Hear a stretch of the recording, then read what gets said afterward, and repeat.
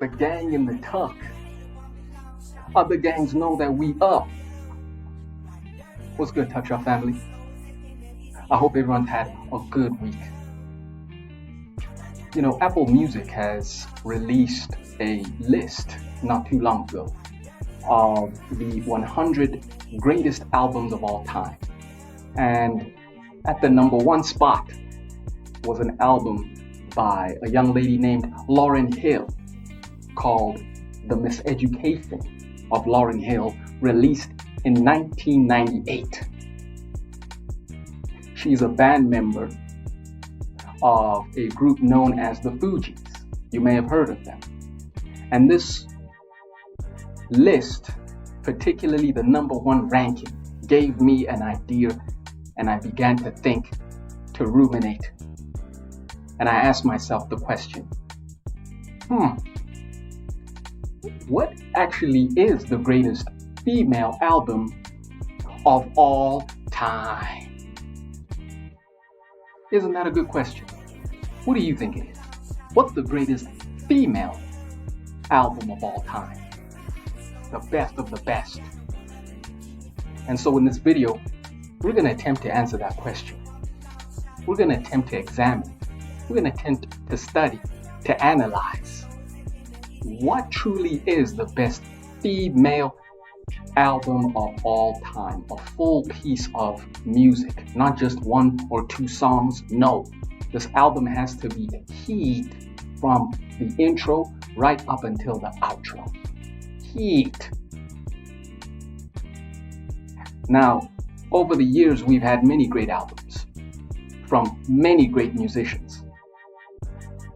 A few that come to mind just off bat is Beyonce's Lemonade, Adele's 21, Aretha Franklin's I Never Met a Man Like You. All great pieces of music. But if you ask me, and you know I love my music, the greatest female album of all time certainly has to be, without a doubt, the 2020 release by Jhené Aiko called Chilombo. Yes. Yeah, Chilombo. That, including the deluxe version of Chilombo. That has to be the greatest female album of all time. Why? Why? Why? Why? Why? Why? Why? Why? The answer is simple, guys. Number one, this album had a message, a clear message. It wasn't simply just music. Meaning it had a theme to it. It had a clear theme to it, much like a great movie that leaves you thinking at the end of the movie because it tried to leave you with a message at the end. This album did exactly that.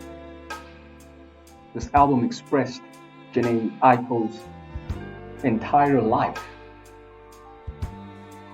We do know around this time she was having, relationship problems with rapper Big Sean, and she expressed in intimate detail every emotion that she has been experiencing during this time. She's lost loved ones in the past. She expresses this as well. She goes through a roller coaster of emotions of happiness, joy, and then sorrow, and then doubt and insecurity, and then back up. Let us not even forget the features. John Legend, Nas, her, Snoop Dogg, just to name a few, and everyone who was featured on this album or collaborated in this album certainly did their part. Everyone brought the heat. This album had a bit of everything from the classic albums we've come to really celebrate in the last few years. It kind of reminded me a little bit of Brandy's Full Moon at times. There was a bit of Tamia in there at times. And the one thing that made it truly special was the fact that Jhené Aiko, she may not necessarily be the most powerful vocalist, certainly not an Adele or a Jennifer Hudson in that manner, but what she may lack in vocal range is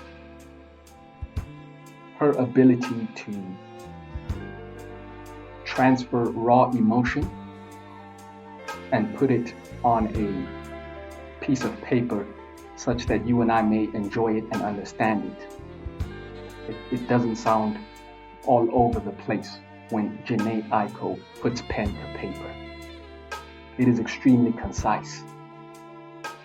If you may disagree with me, I would suggest you go back and give this album a full listen. I dare you to skip a song. You will not be able to. Beyonce's Lemonade was close.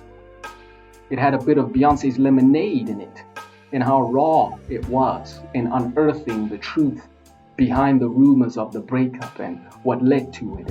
Are they still together with Big Sean or not?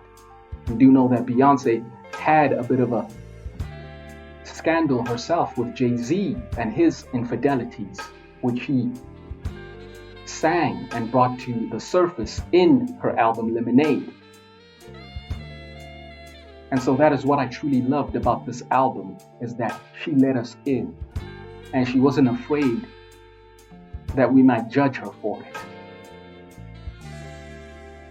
So tell me what you guys think. I think I'm right. I think I'm right on this one. Okay.